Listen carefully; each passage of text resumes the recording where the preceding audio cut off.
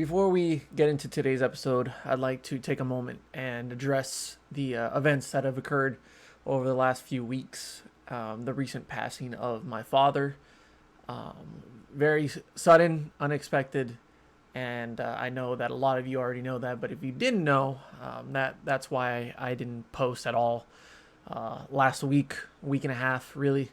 Um, I'm trying to figure out how to talk about this, and there's no real way to prepare for it or know exactly what to say. But really, the only thing that comes to mind is just for all of you that come on this podcast, listen to it, watch it on a regular basis.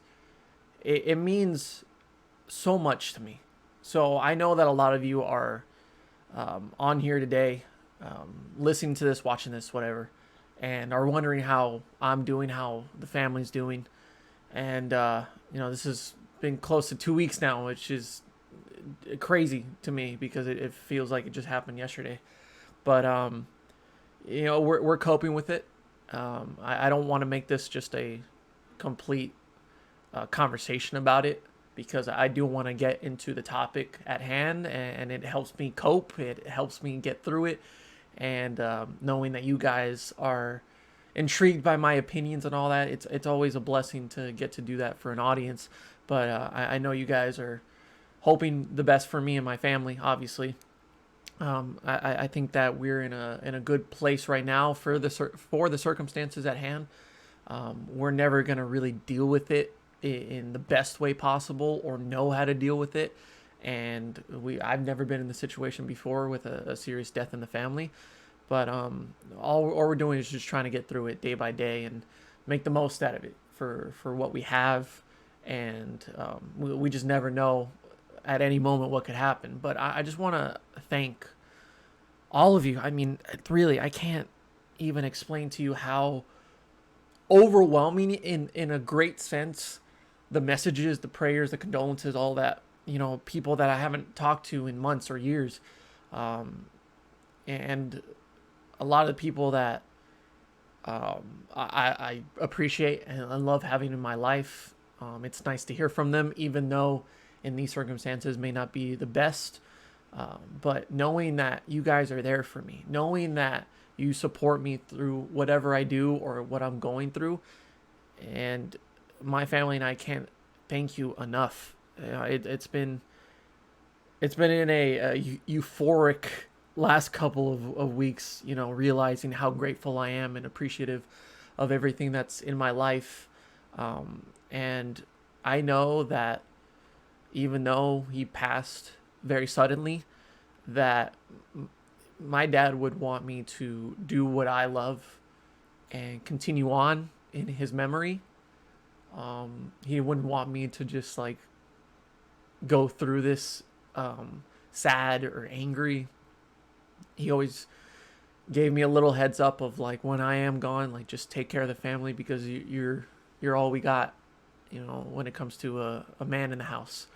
But I'm trying to do my best, and my family and I are trying to do our best. But we really can't thank you enough. It's been amazing and crazy the amount of support and love that we've had.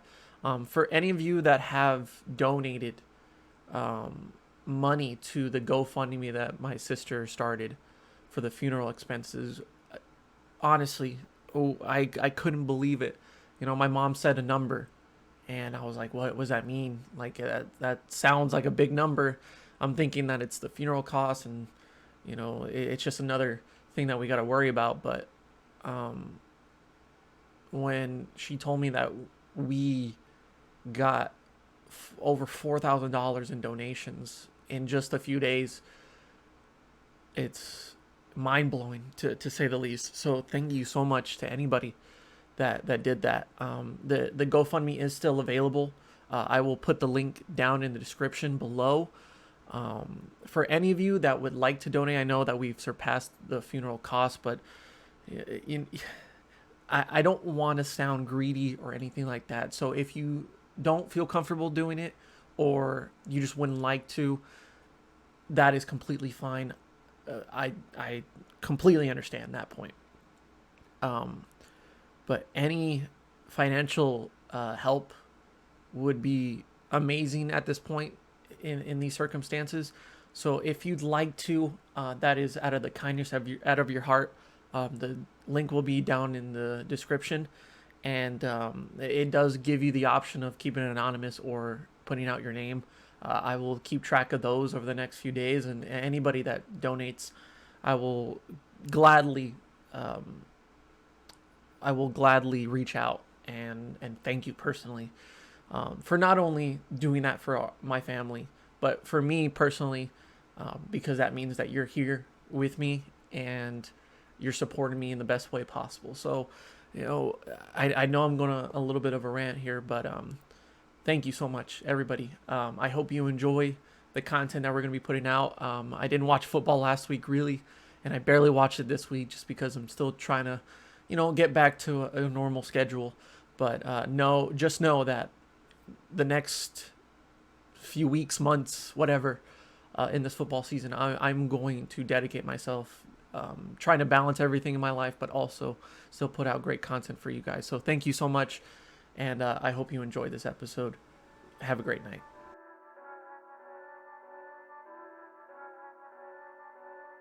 Woo! It's the boy, Bubba Lutz, coming through. Hella clutch, flawless, can't be touched. It's your boy, Bubba Lutz.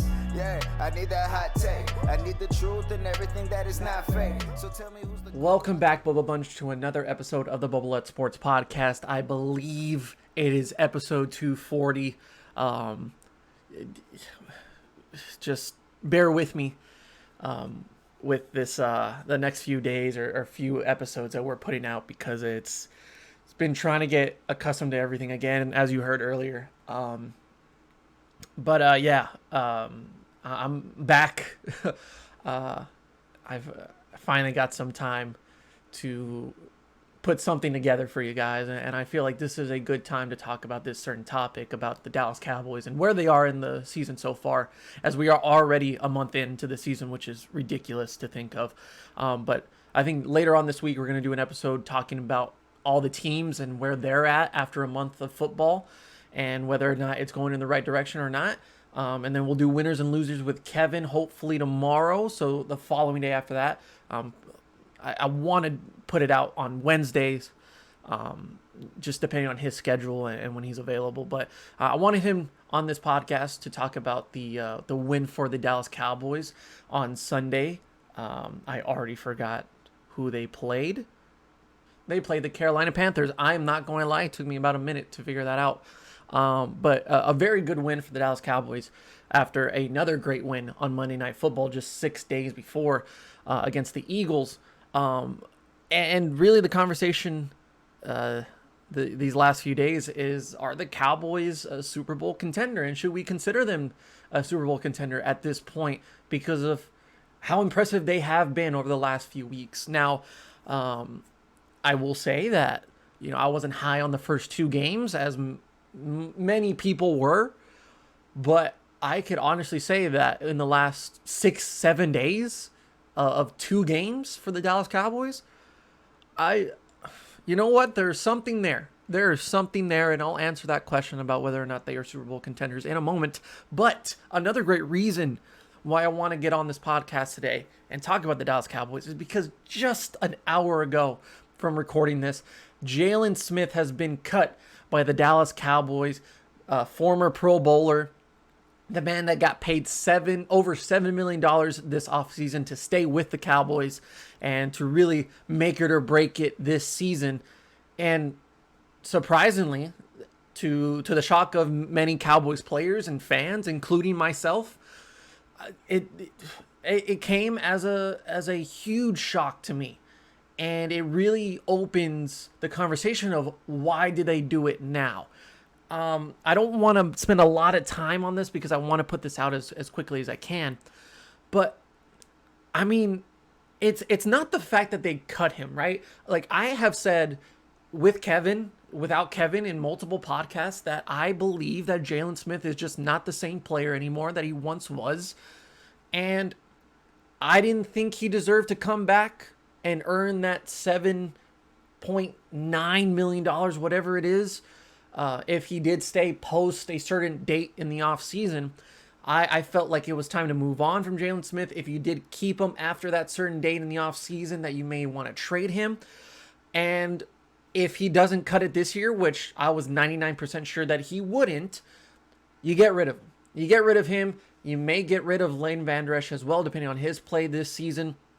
And you just go with the young guys like Micah Parsons, Jabril Cox, and maybe Francis Bernard starts to get more playing time. And maybe you look into something in the draft or even in free agency. Jamie Collins was available for the last few days, and he ends up with the New England Patriots going back there. But imagine if this Jalen Smith thing happened a few days ago. It would have made the whole sense of the world to be like, oh, well, they're going after Jamie Collins because they're going to add something else to that linebacker core. Well, the Jamie Collins signing happened before Jalen Smith was let go. Now, a bit of an interesting side note to Jalen Smith. He was named the captain for the Carolina Panthers game just a few days ago. Is it possible that the Cowboys knew what they were going to do, and maybe they had already talked to Jalen Smith about this? And I'm just kind of freeballing it here. I haven't read much about it because it just happened. But what if Jalen Smith knew that he was going to be cut in the next few days, and they said, out of a thank you for what you've done for this organization over the last couple of years and some of the great years you had and all the hard work you've done, we'll name you captain, and then after that, there's a little bit of a farewell, and then you be well on your way. I think that's a nice gesture for the Cowboys, because to do it on a random Tuesday after a win, you're 3-1. Jalen Smith has been getting some love over the last couple of weeks because of his play. Now, I'm not high on Jalen Smith's play over the last couple of weeks. I think he's done the bare minimum or a little bit above average of what should we expect out of Jalen Smith. But by no means do I think he's played at an elite level or a great level these past few weeks. I think he's made some good tackles. He's not been blown up in coverage or, completely exposed on the field. Same thing with Leighton Vander Esch. I feel like they're just doing their job, and that's a good thing.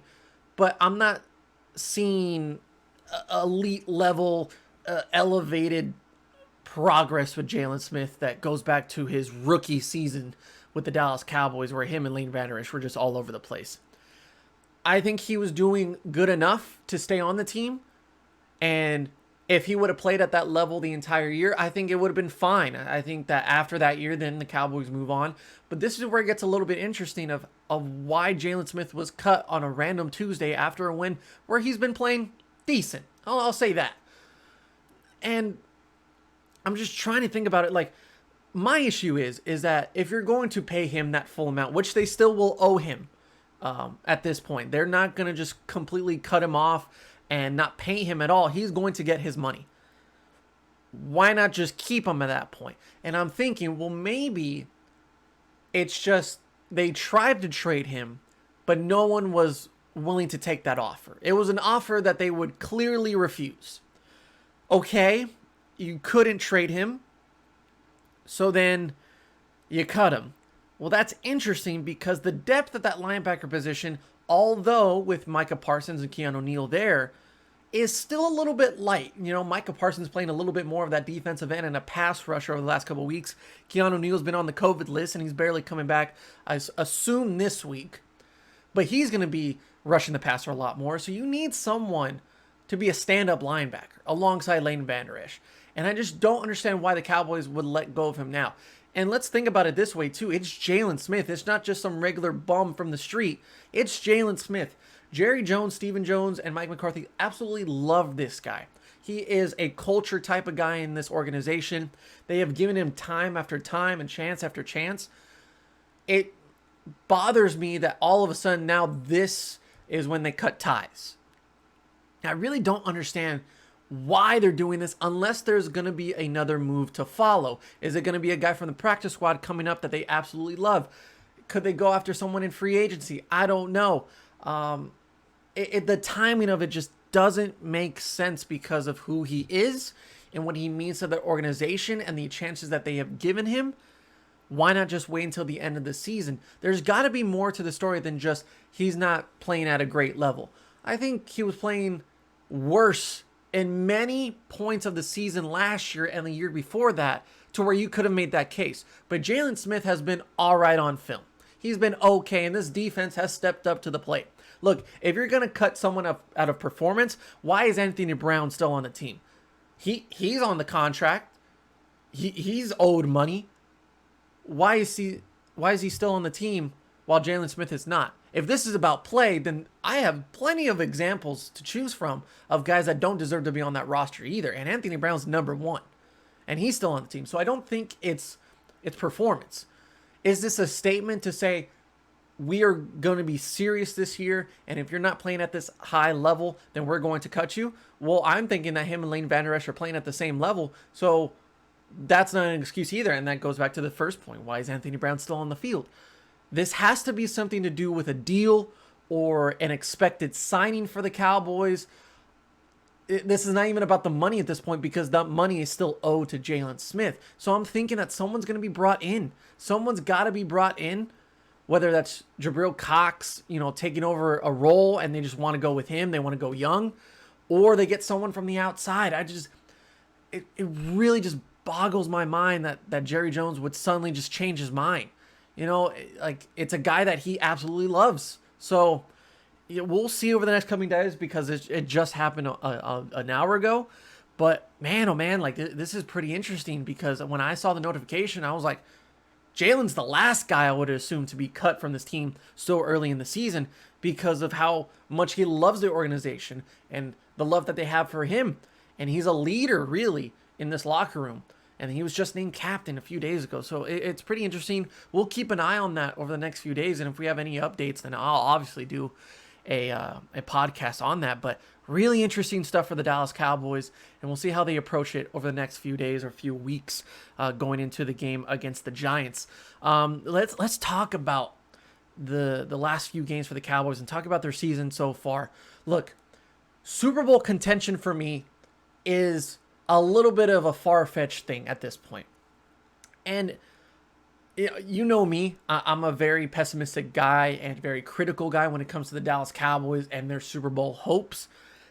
Last time we did an episode, Kevin and I did speak about how my attitude should be a little bit different toward the Dallas Cowboys. And I have taken that approach, during these first few games after that conversation. I felt like I haven't had a lot of anger. I haven't had a lot of frustration with the Cowboys, obviously watching the game and thinking they should be better in some circumstances. Yeah, it's always going to be there. But, I'm looking at it glass half full these last couple weeks, and it's been working. Maybe it's just a coincidence or maybe it's just fate. But Kevin telling me to stop being an asshole all the time when it comes to the Cowboys, and they're 2-0. So, I'd say it's a win-win for me. We'll see what the next few weeks bring to the table. But look, I will admit, I didn't sense this culture change or really this change in scenery for the Dallas Cowboys in their first couple weeks, but they have really proven to me that they have something here for years to come. I mean, we're talking about young talent that's getting the job done efficiently, consistently. And that Eagles game where it was a statement win for that offense, for the running game, and Trevon Diggs having an amazing night, Micah Parsons having an amazing night. And you could say the same thing about the Carolina Panthers game. I was pretty iffy about that first half because it was so back and forth, and it was pretty balanced. Both teams came out and they played well, and they matched up very well in that first half. The adjustments, I think that was the biggest thing about the Carolina game in the second half, was the adjustments that Mike McCarthy, Kellen Moore, and Dan Quinn made throughout this whole game. I mean, they pretty impressive, to say the least. We're going to talk about individuals, but that coaching staff gave me something to think about. It wasn't anything negative. I'm not the biggest fan of Mike McCarthy based on his coaching decisions and management of the time since week one, but I felt like the Panthers game was a step in that right direction for the coaching staff. And that's where I have a lot of those issues. But let's just talk about, these units real quick. The offense, I mean, they're doing this with Terrence Steele at right tackle. They're doing this even with Tyler Biadasz having a little bit of a struggle after a great rookie year. Connor Williams, to me, isn't the greatest left guard for the Dallas Cowboys, but he's getting the job done. Tyron Smith, Zach Martin, playing like they did back in 2014, 2016. It's amazing. And they don't have an injury going on, so knock on wood, right? Lyle Collins will be back in 3 games, I believe. The use of Connor McGovern as a fullback in this offense blows my balls off. I absolutely love it. But maybe I'd like to see Connor McGovern as the left guard instead of Williams, because he does have some holding calls. And yeah, I'm just not a big fan of Connor Williams in general. This offensive line has played great. Dak Prescott, I mean, do we need to say more? Dak Prescott, for me, is playing better than he did prior to that injury.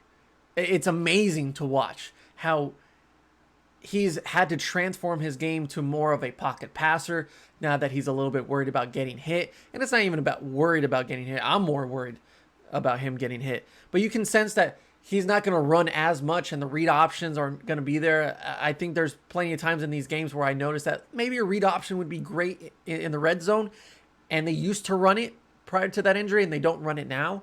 So a little bit of a change in how he's going to make decisions, but somehow that's made him a better quarterback. And the decision-making, the accuracy, it's all there for Dak Prescott. He is locked in and playing at an MVP level. I think right now for me, it's Kyler Murray is the MVP and Dak Prescott's right behind him, but well on his way to a Comeback Player of the Year award. And it's going to be easy for him to win that. Dak Prescott's great. Ladies and gentlemen, look, all right? Listen to me. Just between you and me, all right? I know that I've talked a lot of smack about Ezekiel Elliott and that I've wanted to trade Ezekiel Elliott to somewhere else because I feel like he's washed, and Tony Pollard's come out great. Tony Pollard's been playing really good too. But Zeke might be back. I promise you, watching this guy for the last 5 years of Ezekiel Elliott in this offense, there's only been twice where I've been this impressed by Ezekiel Elliott. 2016 in his rookie season, and now. This is incredible, insane how great Zeke looks right now. It's not even to where in 2016 he was leaping everyone, hurdling, and he was powerhousing his way through opponents. He's got a burst of energy, a burst of speed and agility. I mean, he's playing footsies out there like he's doing the tango. It's so impressive to watch because I think he's learned a little bit from Tony Pollard about not even just going through the holes, but finding his way through a hole. His patience has been phenomenal. And I've found myself watching him, and he decides to go through one gap, but then notices that it's going to close up real quick, steps back like he's Allen Iverson, and then juke move or just sidestep and then goes through a different hole. Just amazing vision out of Ezekiel Elliott these last couple weeks. And the weight loss has proven a difference for Zeke. And I think that it's also got to be a fact that he's got a little competition with Tony Pollard. I think Kellen Moore said to him, like, look, I'm going to add a little bit more of Tony Pollard into this offense. So we're going to split the carries a little bit more. That's going to help Zeke and his health. It's going to help Tony Pollard and his health. But a little bit of that drive has got to be there for Ezekiel Elliott to say, he's not going to take my job. If anything, we're going to go 50-50, but I'm still going to be the better running back. That competition behind him, giving that little push, has got to be a factor in why Zeke has been so good. And mentally, going into that offseason, I feel like he's just matured in a way to where he's like, I can't make these dumb decisions. I can't make these immature mistakes. I got to take control. I got to live up to this contract. And if it's based on the first 4 games of this year, that contract is looking a lot better and better as we go along. Tony Pollard as well gives you that zoom next to the boom. Tony Pollard's just Oh man, I love Tony Pollard, man. He just brings a different element to this running game. The holes are there, and he's running through them like he was Zeke, and then Zeke's being agile like Tony Pollard. It's a great dynamic between the both of them, and it's really fun to watch them gain 7 yards per carry. We're looking at guys that are 7 yards per carry, making Dak not have to throw for 200 yards against the Carolina Panthers. Carolina Panthers defense, to me, is talented. They gave up a lot of points, but I still think that they're going to be okay throughout the season. They have a lot of great talent, and they are scary up front with Hassan Reddick and Shaq Thompson. Like, these guys can rush the quarterback. They didn't do that as well in the second half. Some of those guys were banged up, but once they are healthy, like the blitzes, the packages look really good for the Carolina Panthers going forward. But still, this offense for the Dallas Cowboys still runs the ball effectively. Outside of that Week 1 Tampa Bay Bucks game where nobody can run on the Bucks at all so far this season, they have completely blown the door open of a running attack for this team. The wide receivers, without Michael Gallup, Cedric Wilson with this spin move against the Carolina Panthers, looking good. Noah Brown, he's actually doing something with this offense. He has some good blocks, some good routes. But of course, Amari Cooper, who's still banged up, and CeeDee Lamb, they're going to be just fine. And I think we can talk more about how great the tight ends are looking.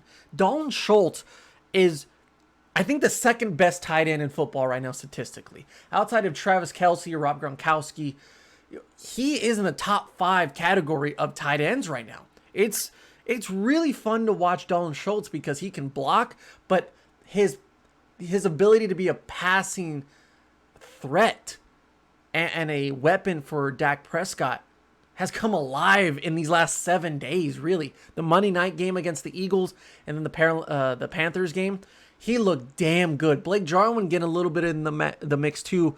And I feel bad for Blake Jarwin a little bit because he was paid that big contract and immediately tore his ACL in that Rams game last year and is no longer the starter. Dalton Schultz has earned himself that job.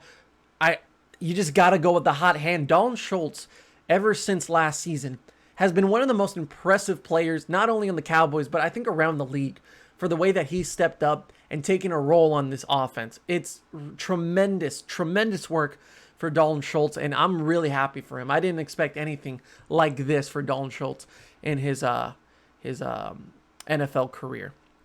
So, offense, we were very supportive of this offense going into the season, but considering that they don't have Lyle Collins right now, that they don't have Michael Gallup, Amari Cooper's banged up, still, I think we are very happy with how they're playing, and they're obviously one of the best offenses in the league. So I'm not really worried about the offense going forward. Let's talk about this defense, which has definitely been a sight to see, and people are gaining more attention toward this defense, obviously with the turnovers. Excuse me. Trevon Diggs is wow. I mean, just wow, man. It's not even just the interceptions, but just, how he's stepped up as a defensive leader and really taking that responsibility of, I'm going to make the play for my team. He leads the league in interceptions. He's on pace to have like over 20 or something like that. I don't know, but he's well on his way to break that record if he stays on this pace.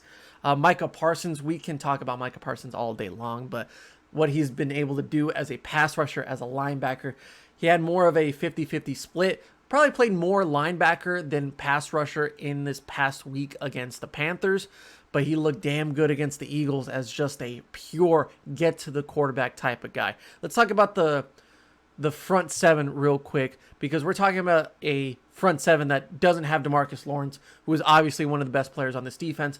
Neville Gallimore, one of my favorite players coming off of last year. Still no Tristan Hill, Carlos Watkins. Randy Gregory was out for the first couple of weeks.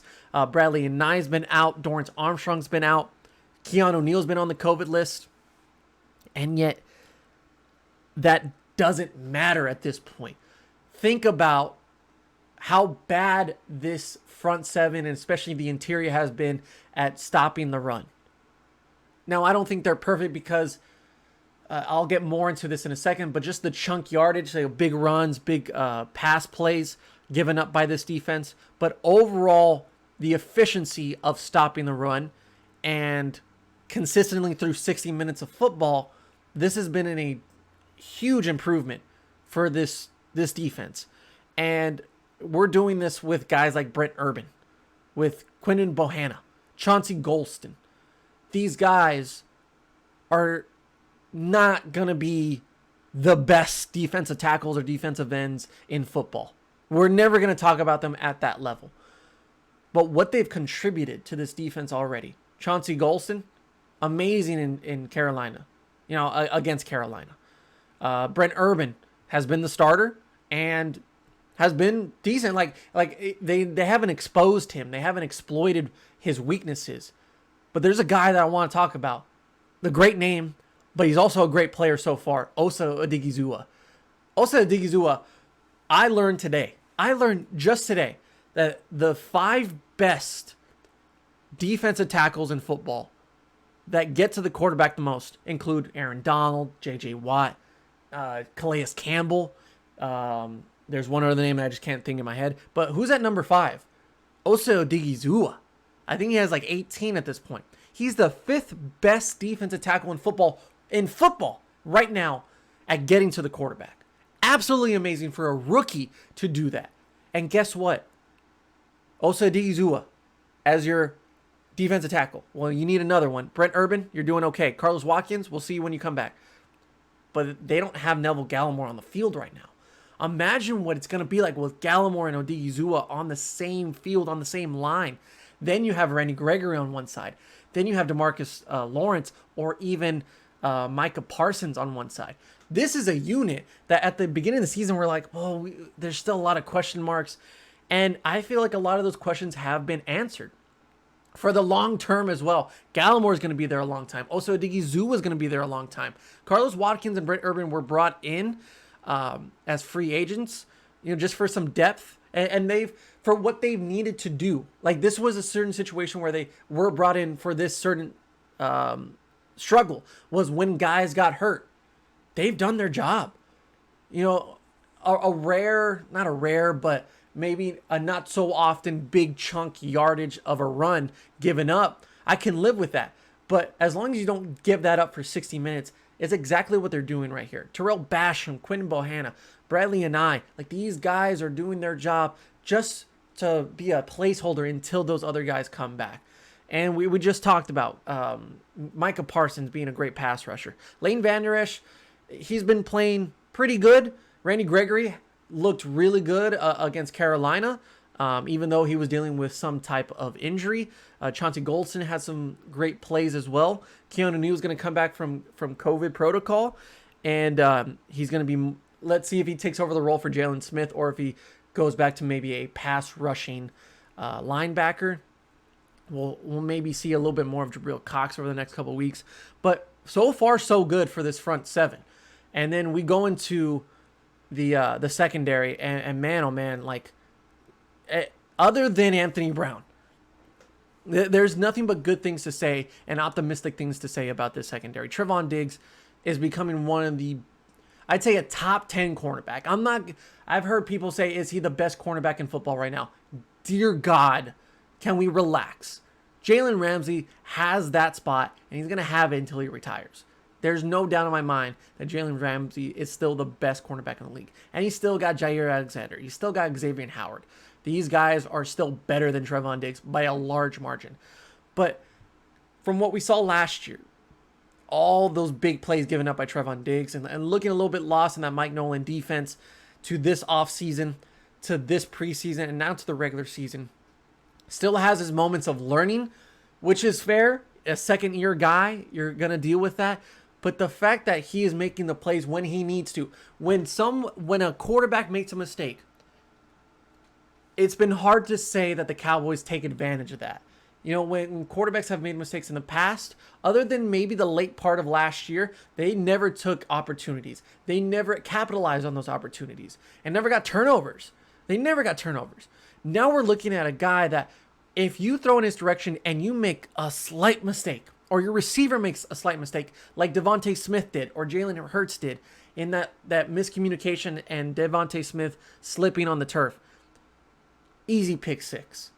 And Trevon Diggs made it apparent that if you make that mistake, I'm going to take advantage of it. And I think that mentality and that culture is really going to start going around to the other guys. It's starting to go on Jaron Kearse, who's been a monster with his tackles. There's still no Donovan Wilson on this team because he's been hurt and he's questionable for the game against the Giants, has not played the last 2 weeks. That's your hard hitter. But now you got two. Now you got two guys. DeMonte KZ, Malik Hooker, still getting adjusted to the Cowboys' life. I think Malik Hooker has had his opportunities, and he's slowly but surely getting back his feet and his legs after that Achilles injury. KZ's been pretty good. Anthony Brown's been really the only thing that I absolutely hate about this secondary. But you start to see Maurice Kennedy get a little bit of opportunity late in that Carolina game. Nashawn Wright as well. With Trevon Diggs having to come out of that game because of player management, even though the game wasn't over. I am excited to see what this defense can do in a 17-game regular season and possibly playoffs. We'll get to that in a second. My only concern, now this is where I start to feel a little bit of what I felt in 2018, was the offense was great. You know, Dak Prescott's going to be really good. The running game's going to be really good, and you have plenty of weapons to choose from. When they went into that game against the Rams, I was like, cool, we'll just have to score a lot of points. But as long as that defense doesn't collapse, the defense collapsed. And throughout that whole season, the defense was okay. Like, they got through the season middle of the pack, didn't give up all the yards in the world on the ground, and, you know, they didn't get exposed in the secondary. Well, this year, I'm like, well, they're better up front than they were in 2018. Their secondary is probably better than it was in 2018. They're stopping the run pretty well, but when they have to go against a team that's going to run the football effectively, how will they hold up? And against the Rams, they didn't hold up. So it was good for the regular season, and then once they got to the playoffs, does it just seem like, oh, okay, yeah, this was a much more learning experience than we had thought, because this defense still needs a lot of work. I still think this defense needs a lot of work. I don't know how Anthony Brown's still on the fucking field. And I'm wanting to see what Neville Gallimore does once he gets back into this offense, or to this defense, which I believe is in like 2 or 3 weeks. DeMarcus Lawrence as well. What they can do for a long period of time and against the great competition. They've had some pretty easy 2 games. I shouldn't say that. The Carolina Panthers. For saying that they are flukes, I don't believe that, because they could get a wild card spot in the NFC South. The Eagles, I thought they were going to be better, but you know, we'll see what happens at the end, the last regular season game for them. But I am a little bit concerned about this defense because they do give up a lot of yards. We always talk about on this podcast a bend don't break type of defense. Well, I think that this is a similar situation, but it's like either bend it to the point to where you make them make mistakes with turnovers, with fumbles, with interceptions, or it's break. Like, if this team ends a game with no turnovers or 1 turnover and it's at like the beginning part of the game, is that going to mean anything? You know, like, are they going to hold up once those turnovers start to calm down a little bit? Because in that first half, Chuba Hubbard, if I'm saying that correctly, I'm sorry. Like, Christian McCaffrey wasn't in this game, and I think he would have made a difference in this game. But Hubbard was in this game, ran the football effectively in the first half. Sam Darnold ran the ball in the red zone. Joe Brady's an amazing play caller in the red zone. I don't think people give him enough credit. But the play calling by the Carolina Panthers in that first half was elite. I mean, just top tier. It was beautiful to watch. And they couldn't be stopped in the first half. But in that second half, like, they had that time in the third quarter to where they couldn't get anything going. And that was great for the defense. But then that fourth quarter came where you're up by like 19, when you're up by like 3 touchdowns or 3 possessions, I should say. And that defense gave up every big play possible. I mean, like, tight ends, wide receiver, like DJ Moore still had a huge day, and they couldn't find an answer for DJ Moore. DJ Moore just somehow just kind of deteriorated toward the end because he was on pace for over 200 yards. I mean, if they just went to him all the time, it was going to be a Christian McCaffrey type of day for him. But once they were down by 3 scores, the defense kind of gave up. Like, they kind of just said, all right, as long as we don't give up the big play, and yet they still give up the big plays. There's still a little bit of miscommunications there throughout the games. I'm worried about that. I think I'm more worried about that is that when those turnovers don't come and yet those chunk yardage, big plays for the opposing offense happens, it's going to be a really rough day for this defense if they don't get that swagger of an interception by Trevon Diggs or a fumble by Micah Parsons. I think they're plentiful when it comes to talent. But how far can this talent go with Dan Quinn in their first year? Dan Quinn's been an amazing teacher, but I don't think he's been perfect. I really don't think he's been perfect. There's just been moments in those games where I'm a little bit worried, in that Carolina Panthers game in that fourth quarter where they just kind of like, oh, we don't need to really try. And then it was a 1-score game after blinking. Like, that's what was concerning to me. I also saw that in the Eagles game where even though the Eagles didn't have a lot going on that day and they were struggling hard on offense, when they did get a play going with like Dallas Goedert or with like Miles Sanders with a run, they got a 20-yard, 30-yard gain on one play.